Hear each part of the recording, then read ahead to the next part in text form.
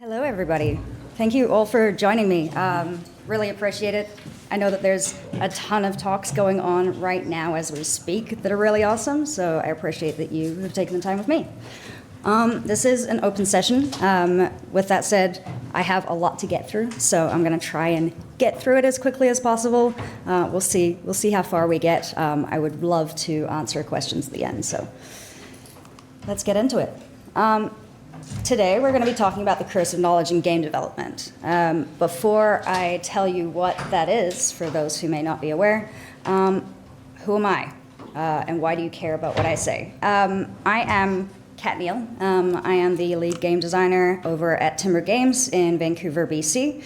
I have been working there for about 7 months now, and I've been in the industry for about 8 years. A lot of my experience in the industry has been in RTS, at Blackbird Interactive, working on games like Homeworld 3, and I absolutely love games and never had any experience in it whatsoever before I came to Canada. I came from New Zealand, and I have a degree in psychology, and so I'm going to talk a little bit more about psychology and how it sort of fits into game design today. But I want to do it in a really nerdy way. So we're all on a quest, every single one of us in this room, to make awesome games. What that means to each of you individually is different, and that's okay. But we are all on that quest, and I think that we can all agree that it's a really hard one. And it's made worse by this curse that has been laid upon us all, which is called the curse of knowledge.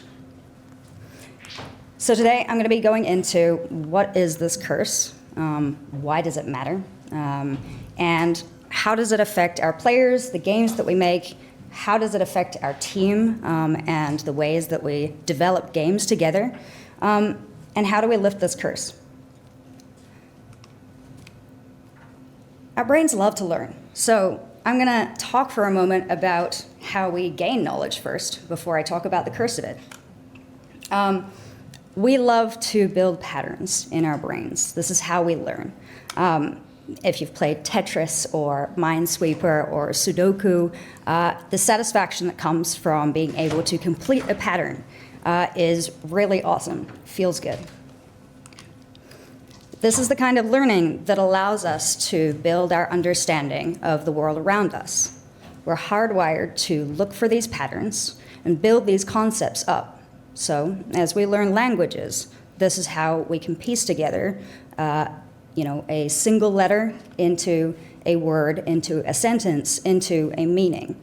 And so, as we start developing these languages, the faster that we can recognize these words and these sentences, the more fluent we become, and the faster that we can respond. And sorry, my mouth is really dry. Okay.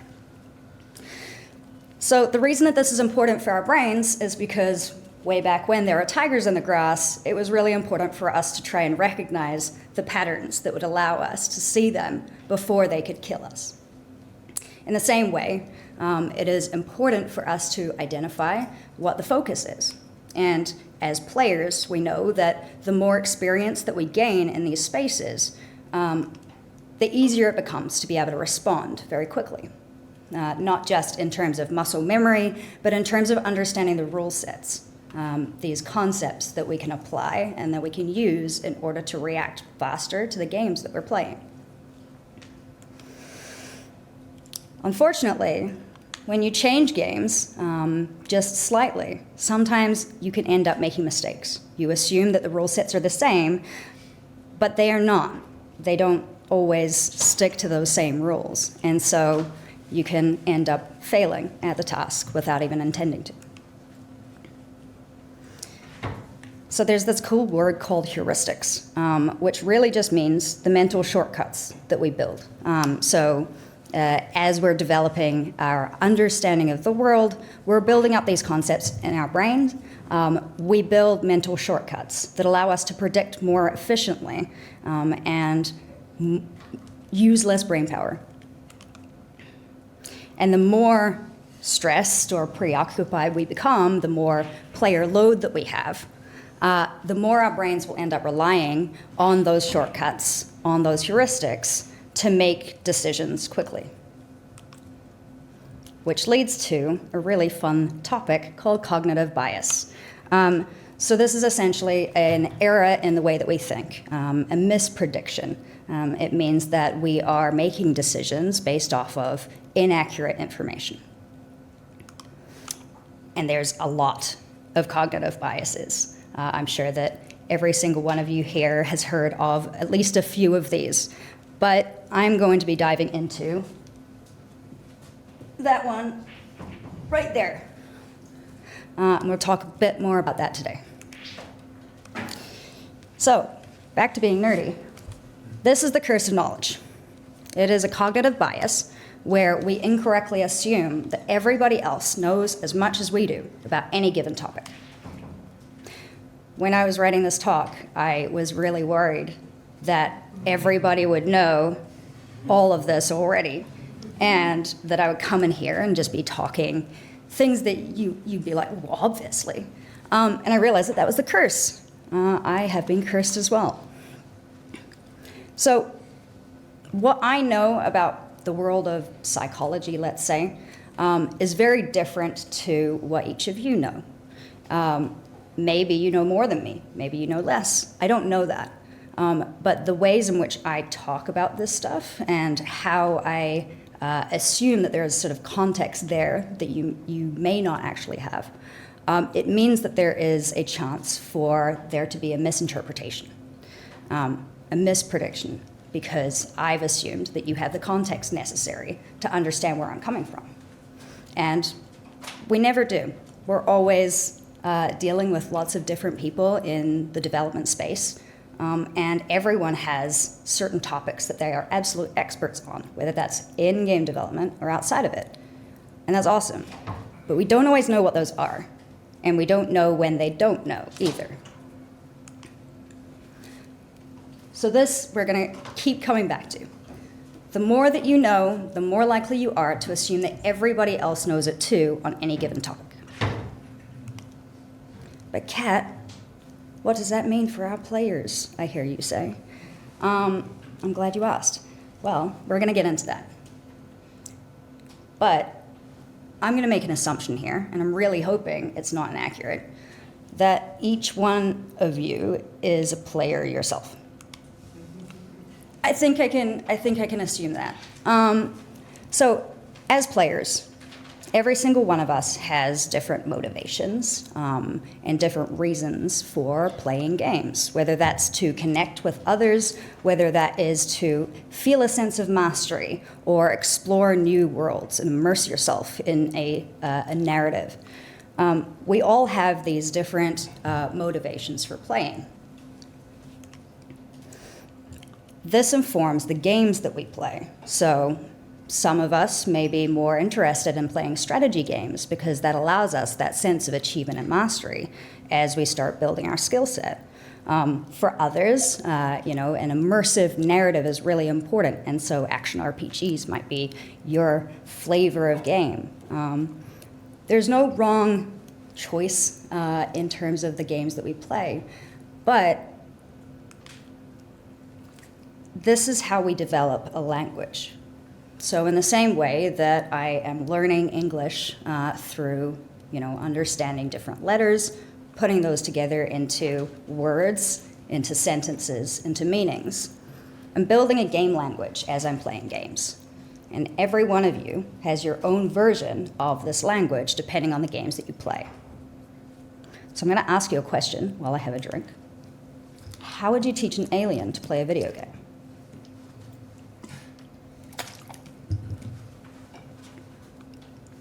So I'm going to use an example that I love. Racing games. Now, I suck at racing games. Really, really bad. I will always run into the walls. I can't even get through the track. But if you put me up against an alien, I'm pretty sure I'm going to beat them because I have a concept of cars and roads and all of the things that create the rule sets that apply for playing a racing game. So over time, as we learn and develop our understanding as a player, we build our fluency in games. We build our fluency in different genres. And we also build up expectations. Players have a lot of expectations, assumptions that they can make based off of the rule sets that they have learned to apply. Some of you here may hate tutorials, may have experienced a situation in which you've gone into a tutorial and gone, you know what, I know how to move a camera. I don't understand why you're trying to teach me how to move a camera. But other players may be looking at the ceiling going, I don't know how to move a camera. I need help. How do I move the camera and move myself at the same time? So it's really important that we understand our players and what their level of fluency is so that we can account for that. But that doesn't just apply to tutorials and tutorialization. Sometimes we assume certain things that players may not have been sort of familiar with before. So I'll use an example from Borderlands. This is an interactable ledge. The visual language is a paint decal, and it's very easy for players familiar with the genre to recognize this and go, ah, yes, I can get up there. There's something there. I should go over to that. But players that aren't familiar with that may not have that same assumption. They may not have learned that before. And so it's important that we can sort of recognize maybe this means don't go near it. It's yellow. It looks dangerous. I don't know. Maybe that means that there's something might fall. So keeping that in mind is really important as we build our games.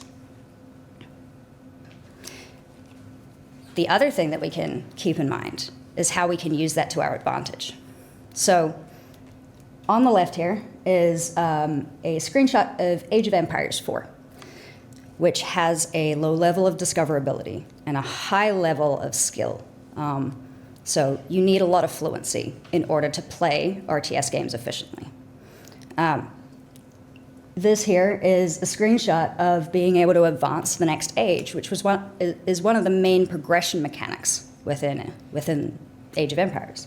In order to get there, you have to know which building to select, and then which icon to select, and then how much stuff you need, and then how to get that stuff, and all of these different layers. And so it's really cool that all of the players that are working, within this game understand that. They are fluent in that language. So we got to keep that in mind in terms of where are our players at. But on this side, we have Zelda. And I guess you can also apply things like Minecraft, any kind of crafting game. Once you have sort of a baseline of what crafting means as a player, you can then give the players the tools necessary to discover on their own what different combinations there are. So they can build that fluency, the connections between all of these different things that they've been given. And in building their fluency, they're enjoying themselves. They're feeling engaged.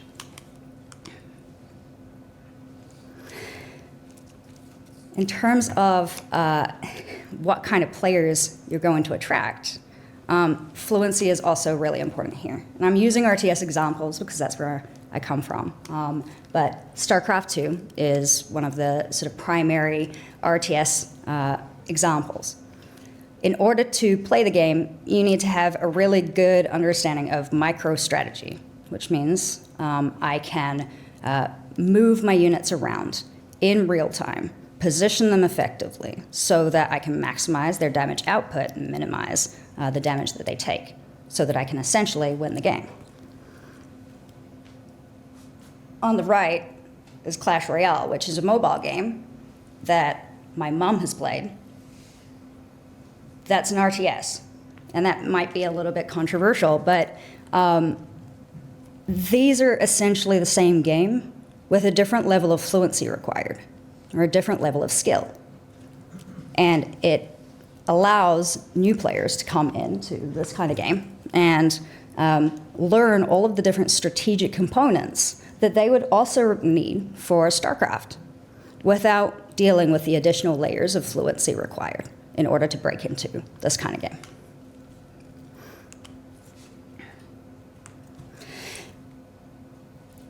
When it comes to our players, some of them know more than we do as well. When I first jumped into the RTS space, I was really bad at RTS games. I hadn't really played that many of them in the more sort of recent space. And so I felt a little bit like an imposter, I gotta be honest. I didn't have that language. What I did know, though, was action-based games. One of the examples here is God of War. In this, it's very easy to understand what enemy threat levels are. So this guy looks pretty dangerous. If he hits me, I'm probably going to go flying, and that's going to hurt. This one, not so much. He might be a little bit faster, but he looks annoying more than anything else. I have that understanding of things because I've developed that over time. And sometimes that might be wrong, but as we go through it, this is the kind of language that we develop as players. But it can look very different. So this is an example of Overwatch, some of these silhouettes of different characters. These silhouettes don't necessarily determine the threat level that applies for each of these. So the larger ones may not be as much threat to me as a player, depending on my positioning, depending on sort of what I'm doing, than, say, this one over here, which might end up completely ruining my entire game and annoying me endlessly. Another example is health bars. Anybody who has dove in the deep end of health bars and color language probably still has PTSD from that. But as a bit of a comparison, this is, again, StarCraft in terms of damage states. It tells me the important information. Red means I need to pay attention. And low health units are what I need to pay attention to. Whereas high health units means that I'm good. You know, green is a go. But it doesn't matter whether it's the enemies or your units, both of them will show up as the same. Comparatively, in League of Legends, player diplomacy is what is shown by the color of health bars. Now, it's again important to sort of call back to the crisp knowledge. Depending on the games that we play, that will determine the assumptions that we make about the information and the inputs that we get. We may not even be aware of what's going on, but it means that as we dive into new games with new rule sets, it takes a little bit longer for us to learn those things and for us to break down the learnings that we've had in previous spaces. So, as a little bit of a summary, fluency, game fluency, and player expectations, they vary very, very widely between different players based on what different preferences they have in games, based on their experiences in different genres, and based on whether, I don't know, they're an alien to the concept of cars. All right. I really hope that you're all ready to get a little bit nerdy, because by the end of this, I don't know, I need your help with this one. But tell you what, found an item of power. So I'm going to put that over there. That one there we're going to come back to. That's one of the tools that we're going to use. While wearing those glasses, you're going to be able to understand your audience better. And that's going to come up again in a little bit. But let's talk about how this affects the team. We are mostly, all of us, in teams. If we're not, then I'm sure, playing games, you have a general understanding of how to work within a team. So, as most of us know, it's pretty dangerous to go alone. But if anyone's been on a group project, sometimes it's a little bit dangerous to go with a team as well. So I'm going to talk about the first time that I played D&D. I was really confident. I thought I knew what I was doing. My character, Shayna Fleetfoot, she was a halfling rogue, and she loved the idea of having a menagerie of animals at her beck and call. I was that player who tried to befriend every enemy we came across. And along some of our adventures, we came across an owlbear. I failed to befriend this owlbear, but I succeeded in finding an owlbear egg afterwards, which was excellent. I was so excited. A couple sessions later, this owlbear egg hatched, and my team discovered that my animal handling was 0, and I had no idea what I was doing. And that was the end of Shayna Fleetfoot. So, it's really important that as teams, we work together to know each other's strengths and weaknesses. If we don't know them, then when difficulties come up, sometimes we assume that people know what we know. If the team had thought to ask me, maybe my character would still be alive.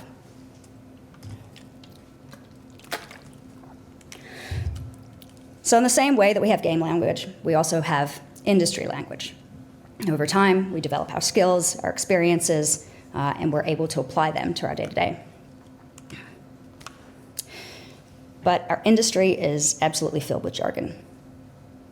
When I first joined the game industry, I had no idea what any of you were saying. It was a little ridiculous. Every time I went into a room, just smile and nod. And I learned over time. But taking a slightly different approach here, we tend to use shorthand, such as, oh, yeah, just like Hades. What about if we take Hades and XCOM, and we mash those together and we create a game like that? Now that sounds really, really cool, to me at least. But it depends on the preferences of the players, whether I've even played these games before, how much I've played of them, what my focus was. For some, Hades might mean the snappy combat, the sort of immediate game feel, the cool visual language that you get. For others, it might mean the roguelike progression mechanics. It might mean the depth of narrative. We don't know until we ask. Things like the word strategy is a good example of this. We have real-time strategy, grand strategy, turn-based strategy. We have all sorts of different ways in which this word can be used. And if we don't dig a little bit further, we're going to get stuck in making assumptions that everybody is speaking the same language. Now, the cool thing about cognitive biases is that they love to work together. And the curse of knowledge is one that loves to work with things like groupthink, which is another cognitive bias in which you essentially have a group of individuals. Whoa,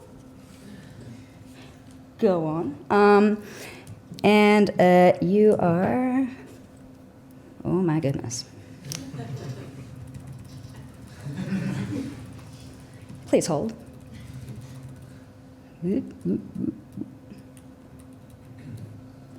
Yeah, there we go. Okay, perfect. So yeah, groupthink. It's where, everybody sits in a room and says, yeah, that sounds really cool.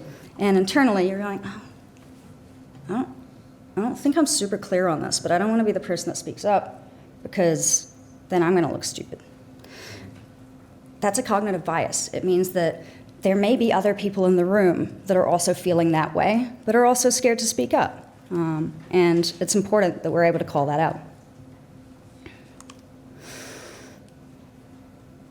Another thing that I have definitely noticed that I did want to call out is that roles and expectations of those roles can be different depending on the studio, depending on the teams.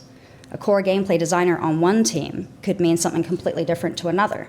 When it comes to different genres, a core gameplay designer may do very, very different things. So, as a bit of a summary, in order to avoid owlbear incidents, you need to be able to talk to your team understand a little bit more about their strengths and their weaknesses, what types of players they are, and how that can potentially be informing the way that they show up. Oh. I'm going to just put that there. Yeah, so I'm going to put that on later. While wearing that, you're going to be able to build clarity with your team, be able to work together better, and be able to get more creative. The reason I say more creative is that the less that we rely on shorthand and assumptions, the more that we can step outside of those boxes, the more that we can step outside of those existing concepts and make changes in the industry. Ooh, we're already there. Excellent. Okay, perfect. So let's talk a little bit about that. How to lift the curse.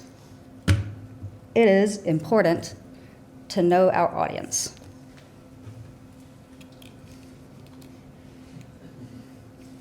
Ooh. Okay, so knowing your audience, that's really important. It allows us to break down how potentially the curse might show up for us, right? As the players, we have a certain game language that we can apply, and so do our players. Now, it's important that we understand that, what their level of fluency is in any given genre, so that then we can help to build up their fluency or meet their expectations. These are some of the abilities that these glasses give me. The first one is proto-personas, which some of you may have heard of. The second is user research and playtests. Those sound boring sometimes, but they're really useful. So proto-personas are descriptions that we can build of audience members or characters without any new research that allow us to build empathy and understanding for our player base. We can understand a little bit more about what motivates our players, what needs and pain points there are, all of the different demographics that might impact their experiences and their prior game knowledge. The other one is user research and playtests. It's really important that we actually ask our players what they want. The more that we can connect with them, the less that we are making the assumptions that allow that curse to have an impact.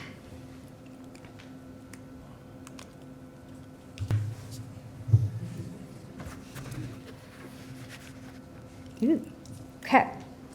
So it's also important to know our team. If we can't work as a team, then we're going to have a difficult time facing owlbears.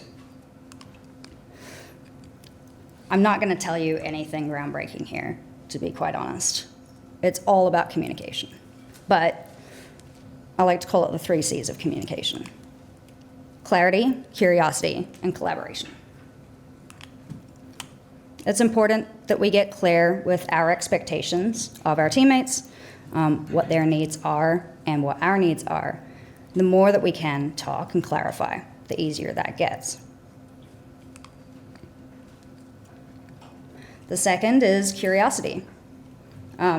We need to be a little bit more curious about what do they know? What do I know? What can I help teach them, or what can they help teach me?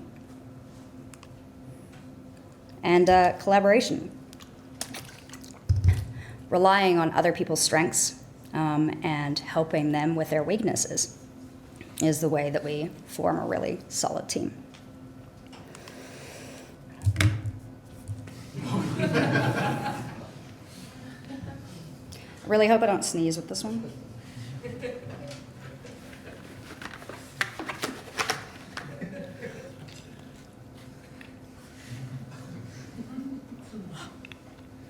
I don't know how you do it, honestly. Whew. All right. So, for this final one, turns out it's really important to know yourself. I don't know how the curse shows up if I don't know how it shows up for me. So, the one thing, if you were to walk away here and not think at all, is how big is your beard? And what I mean by that is how big is your beard in any given topic? Every single one of you here can teach me a lot about a topic that I have very little understanding of. And I feel like I have a lot of topics that I might know a little bit more about as well. Where I can offer a fresh perspective is where I don't have many expectations, where I don't have that game fluency, that language developed yet. It means that I can start questioning. What do you mean by that? Why? What's going on? And that's really important to our development cycles. Similarly, the longer your beard is, the more expertise you can provide, which is also really useful for understanding the breadth of knowledge that that subject already has, so that we can start building upon that even further. Oh man, whew, it's getting hot. All right, cool. So key takeaways from that piece there is that we just need to understand each other, our players, and ourselves as much as possible. The curse is everywhere. It's all over the place. And in order to get away from it as much as possible, all we need to do is ask questions. Thank you.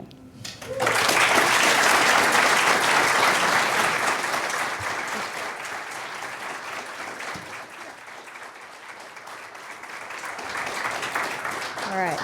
I apologize. Apparently beards don't, they don't agree with me. Yeah, any questions? I'd love to chat. Yep. Just to give everyone a heads up as well, we are expecting a fire alarm to go off at about past, so it should just be a 10-second one, but don't panic. Okay. Hi, super good talk. I loved it. I was wondering if you had any tips on how to get a team to start using and getting used to personas, especially when the dev cycle and the production cycle has already started and we're like halfway in the middle and we look back and we're like, do we actually align on the things we want to do for the players?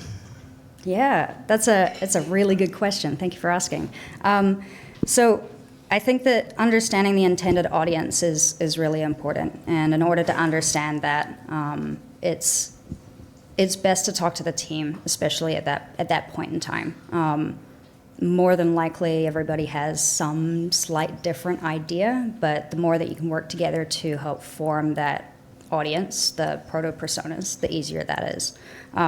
One of our designers over at Timber, an excellent UX designer by the name of Sam Flores, put together a collaborative discussion around building proto-personas, where everybody worked together as a team to form their own version of the audience, and then she put all of those together into a combined, more accurate representation based on the most likely audience from all of the different individuals that contributed.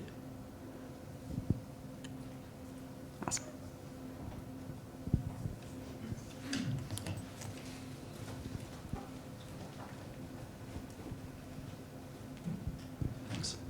Thank you. That was a really great talk. Thank you.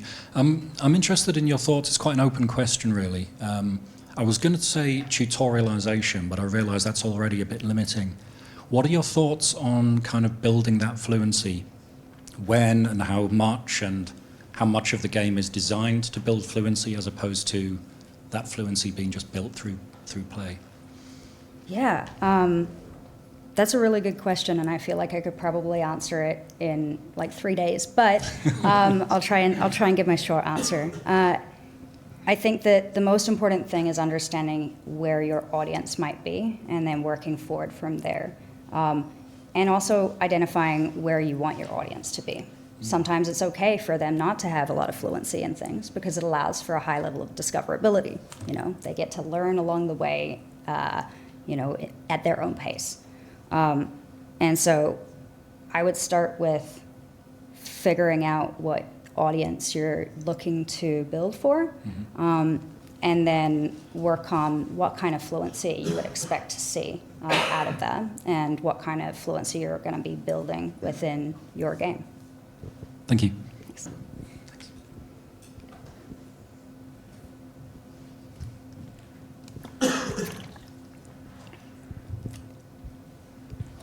Hey, I was wondering if you had any advice for building a game that requires a low level of fluency, but making it still really engaging for players who might have a lot more experience, as well as, I guess, people with less. Yeah. Oh man, that is the age-old question, isn't it? How do you build a game that engages players with a higher level of fluency or experience while not excluding those who are lower level? You can't please everyone, but what I would say is helping to build fluency for those players that are a little bit less experienced will help to bridge that gap, and providing a depth of strategy or a sort of more complexity for those players that are interested in, getting more mastery over that space. I think those are probably the combination of things that you would need to do. Yeah. Thanks, yeah.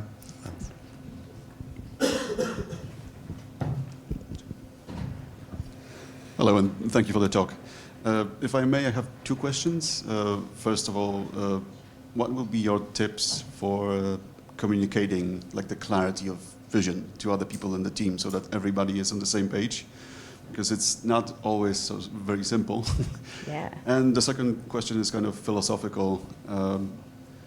Considering that the industry as a whole sort of fell into different patterns on how the games are played. Like as an example, all yellow ledges are climbable, or the item progression in looter or action RPG games is white, green, blue, purple, and stuff like this. Do you feel like you're kind of locked out of certain design decisions because of those? Those are great questions. Nice. Okay. So to the first one about vision and how to sort of make sure that everybody's speaking that same language. I think there's two things. First is over-communicate, especially when it comes to vision. The more that you can express that in every possible way, using multiple forms of media and communication styles, the easier it is. Because the team will help to build that vision as soon as they are clear on it. I think that talking to the team as a whole often around the vision is probably the most important piece. And give me a second. The other question around, yes. So player expectations. I think that when it comes to player expectations and whether the existing game language that is already established prevents us from moving out of it, I don't think it necessarily prevents us. I think it's important that we understand what it is so that we know what player expectations might be, but it's okay for us to subvert them as long as we're doing it intentionally. Thanks.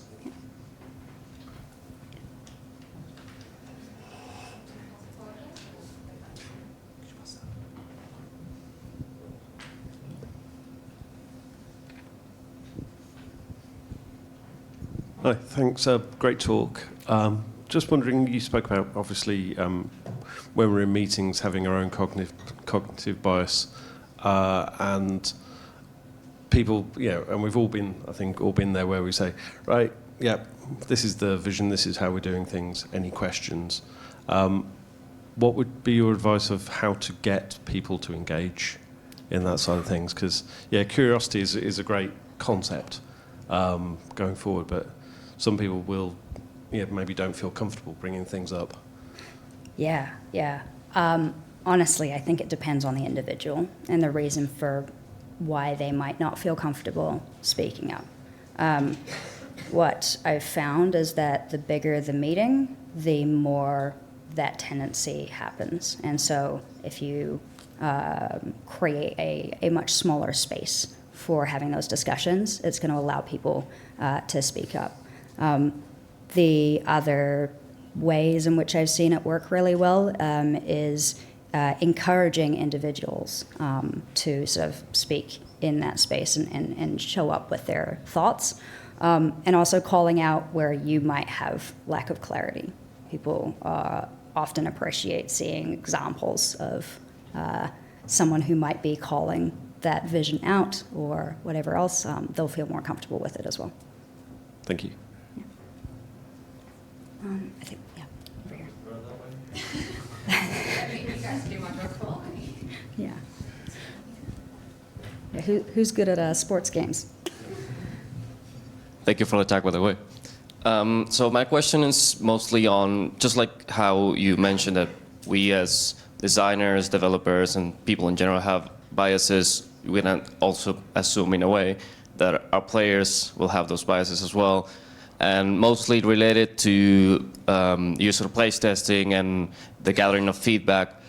At least something that I found along the way is that I can also assume that the players I'm testing with and the feedback that I'm getting has also some bias on their side as to what they think would be a benefit for the game, what would be better, what's to improve, what to tune, and then gathering that feedback and then putting that with a team of designers. What tools would you think would be useful to kind of pick apart that bias and actually get the beneficial information from it, both from the player side and from a improvement sense of the product?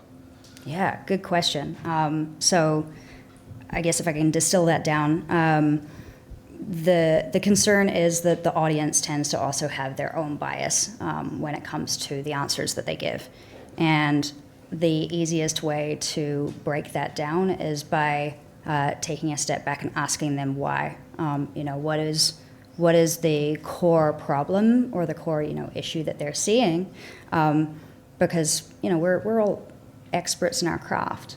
We have various ways that we can get to an answer, and it's great that we can get potentially what the audience might be looking for or might suggest, but that's not everything. So as long as we understand the why, what are they trying to solve or what are they looking for, then we can choose how we want to approach that, whether it's by their suggestion or otherwise. Cool. We got 2 minutes before the fire alarm. Yeah, it should only be 10 seconds long if you want to good. continue afterwards. But yeah, apologies if you get cut off during this. Hey, Kat, thank you. That was an amazing talk. And I also wear a fake mustache and beard, so I know that it's uncomfortable. So, but maybe in a slight tangent, taking the role of wisdom in your role as a lead. How can you maybe make a better decisions on how to communicate and how to give some of that wisdom to maybe new starters or the people that are your direct reports? Because what happens, for example, if we take the case of Yoda, let's say, Yoda also speaks on very short phrases, like a lot of wisdom in a very short phrases, which was super annoying. So, and it happens a lot when people have so much wisdom, let's say, that they tend to be very abstract. So, how can you build that, maybe, let's say, empathy as a leader to communicate and to really give that wisdom back to new starters and more junior members of the team? Yeah, that's a really good question, and I gotta be honest, I'm not always good at it. It's really hard. The more experience that you gain, the less that you can perceive how those who are junior or new to the industry might be experiencing it. The best way that I've found is by asking them and by talking to them as much as possible and trying to build a trust between you and your team to get a bit of back and forth, figure out how I can learn from them as well. Thank you. Thanks.